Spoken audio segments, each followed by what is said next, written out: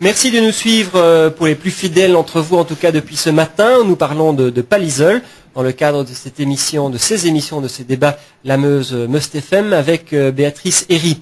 Alors, nous sommes toujours à Pallisol, donc avec nos trois chefs de liste, Jean-Marc Lambert, Marc Jacquemin et Jean-Paul Hanard. Alors, dis-moi Béatrice, on parle maintenant, je crois, de logement, de CPS, de lotissement, etc. Voilà, on va parler de lotissement avec monsieur Jean-Marc Lambert. 7 lots seront bientôt à vendre, mais là, vous avez des choses à exprimer. Oui, disons que nous sommes déjà heureux à la commune qu'enfin la majorité se décide à proposer des lotissements. Le gros problème, c'est que la vente va se faire en vente publique, et ça, j'étais tout à fait favorable.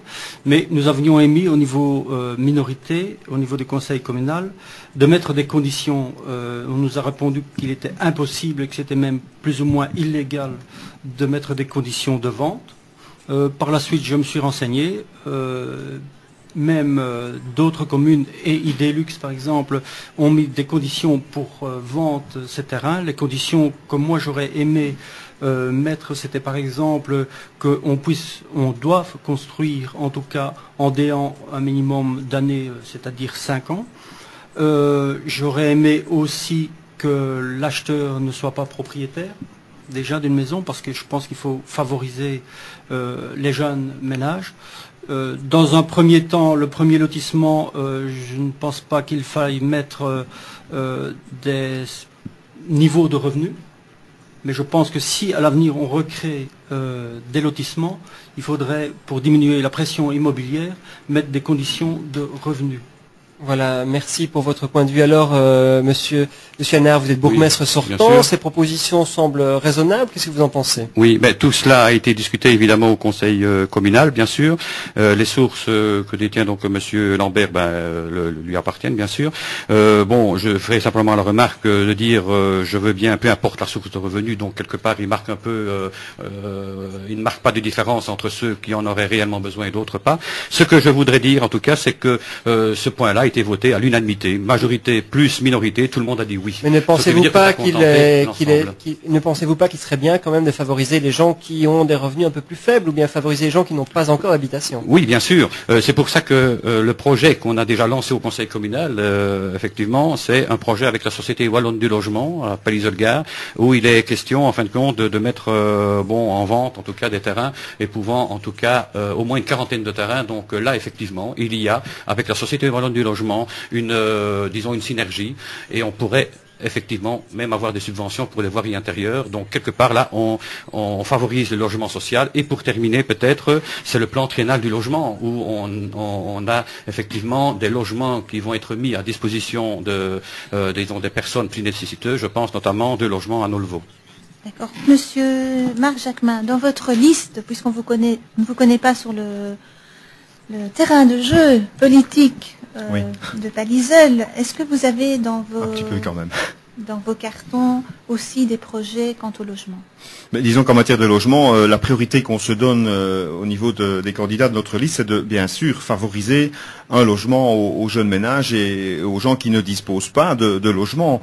Bon, on risque, je vais dire, en laissant du tout venant, que la majorité des gens qui achètent des habitations chez nous soient des gens à revenus élevés, des gens aisés, des gens qui viennent acheter une seconde résidence, et on risque, je crois, petit à petit, de voir que la vie de Pallisol peut-être s'en va. Il faut savoir que d'ici 2050, il va y avoir un tiers de la population en Belgique qui sera dans les 3 fois 20. Ça peut quand même situer un petit peu l'avenir. Je crois Monsieur Jacquemin, parlons de projet. Qu'est-ce que vous proposez? Notamment, donner, on va dire, des primes, en tout cas des encouragements, et certainement émettre des critères de recevabilité, je veux dire, au niveau des candidats bâtisseurs.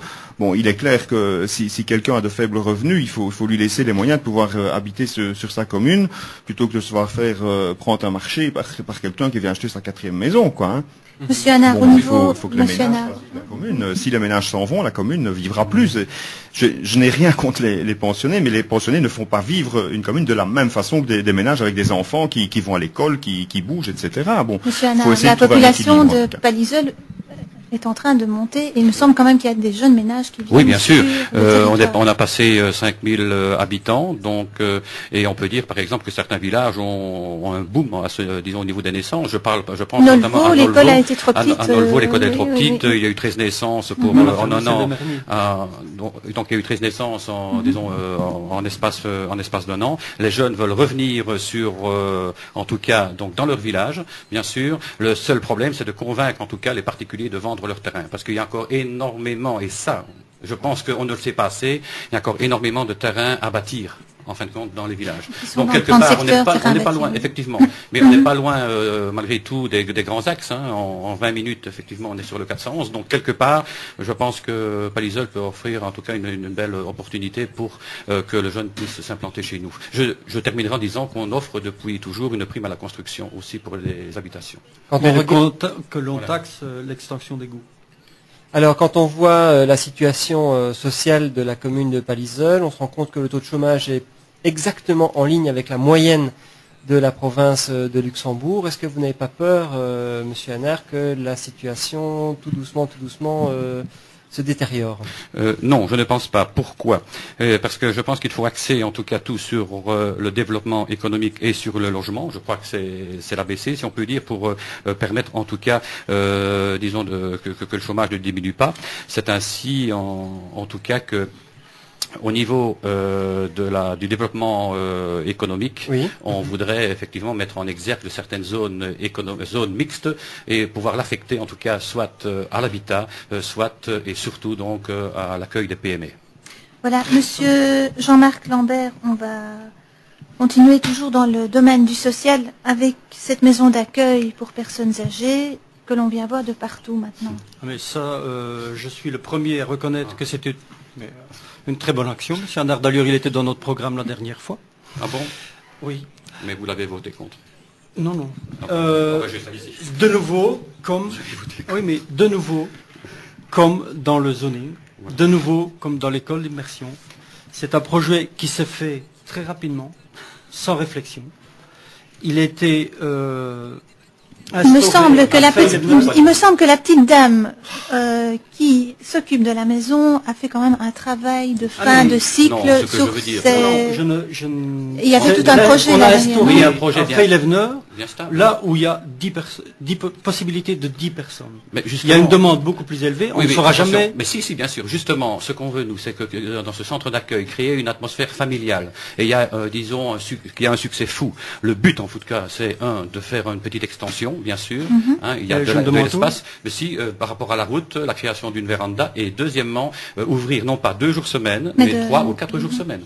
Mais alors, quand on voit que dans le programme de certains à Bertry, la maison d'accueil est aussi au programme, est-ce qu'il n'aurait pas été bon de consulter un peu les gens de Bertry ou de Bouillon pour créer un centre digne de... L'idée, c'était justement de garder l'esprit d'une maison. Oui. Voilà, désolé, mais on arrive doucement à la fin de l'émission. J'aurais bien voulu réserver quelques secondes, notamment à Monsieur Jacquemin, pour qu'il nous donne son mot de la fin, comme on dit. Déjà. Et oui.